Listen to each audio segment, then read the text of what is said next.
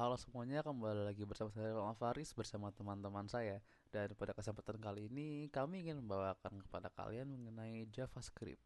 Nah, di video-video kali ini saya ingin membicarakan mengenai fundamental JavaScript, latar belakang JavaScript, cara kerja JavaScript, dan cara pengimplementasian JavaScript.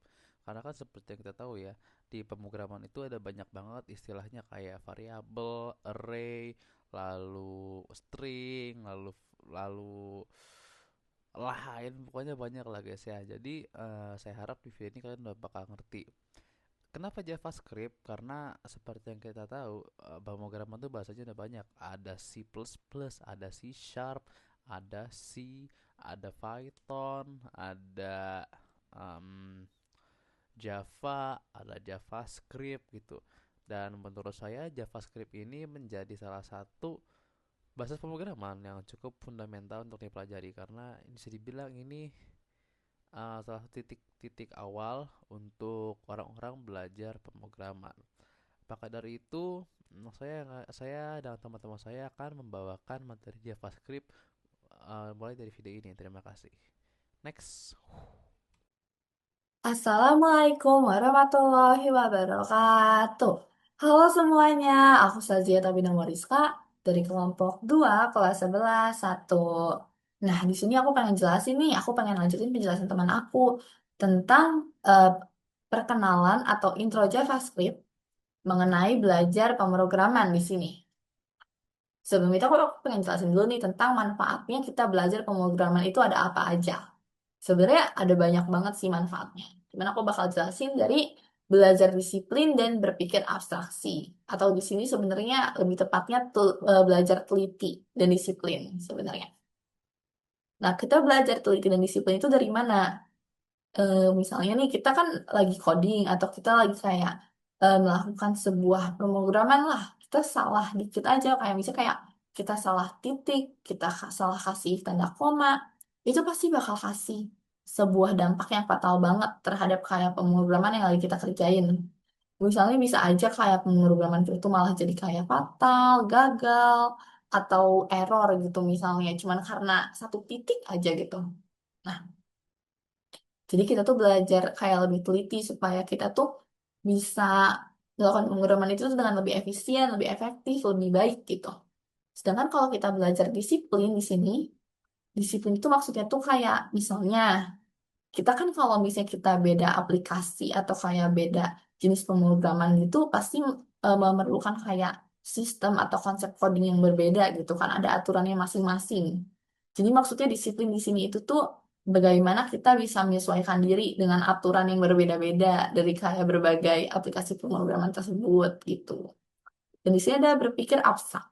Nah, aku jelasin dulu ya. Sebenarnya abstrak di sini itu bukan berarti kayak abstrak yang meracau atau kayak apa ya namanya berantakan. Bukan maksudnya di sini berpikir secara abstraksi atau maksudnya kayak bagaimana kita tuh kayak mengembangkan pola pikir yang lebih kreatif, out of the box dan kayak bagaimana kita menyelesaikan suatu masalah gitu dengan berpikir secara abstrak gitu. Next. Di sini ada mengubah komputer menjadi alat yang powerful. Nah, bayangkan gini, kita sehari-hari pasti menggunakan komputer, kita menggunakan gadget. Biasanya kita buat apa nih? Buat buka aplikasi yang beragam kan, kayak misalnya kita buka WhatsApp, mungkin TikTok, mungkin, atau kayak kita bermain game gitu dengan aplikasi-aplikasi yang kayak gitulah. Nah, kita tuh dengan belajar pemrograman kita bisa mengubah si komputer ini menjadi alat yang powerful dengan apa? Dengan kita mempelajari cara bikin aplikasi kayak gitu, cara menjalankan program atau membuat program yang seperti itu, kita memahami lebih dalam lagi terhadap aplikasi-aplikasi tersebut. Bisa aja saat ini kita mengonsumsi, kita menggunakan aplikasi tersebut gitu. Tapi bisa aja kalau kita belajar pemrograman yang lebih serius, kita justru yang bikin aplikasi yang seperti itu gitu. Oke, selanjutnya. Di sini ada membentuk pola pikir komputasional. Nah, kalau misalnya membentuk pola pikir komputasional itu tuh dia tuh mencakup dekomposisi, pengenalan pola, generalisasi, dan algoritma. Kalau misalnya yang dicakup sama pola pikir komputasional. Terus di sini tuh aku mau bilang kalau misalnya mungkin saat kita belajar JavaScript, kita bakal berpikir kayak kok berbeda ya sama HTML dan CSS. Kok misalnya kayak lebih sulit gitu. Kenapa? Karena sebenarnya HTML dan CSS ini bukan merupakan aplikasi pemrograman. Maka pasti kalau misalnya kita pakai JavaScript itu bakal lebih berbeda lagi. Dan nanti di kali ini kita bakal belajar JavaScript itu tuh dengan lebih dari mendasar lagi. Jadi kita yang namanya belajar itu pasti tidak akan langsung bisa, pasti tidak akan bisa langsung kayak membuat aplikasi yang rumit gitu. Karena kan kita harus mempelajari dasar terlebih dahulu. Jadi kita bakal belajar dari nol banget, dari awal banget. Oke, buat penjelasan aku kali ini sekian segitu aja.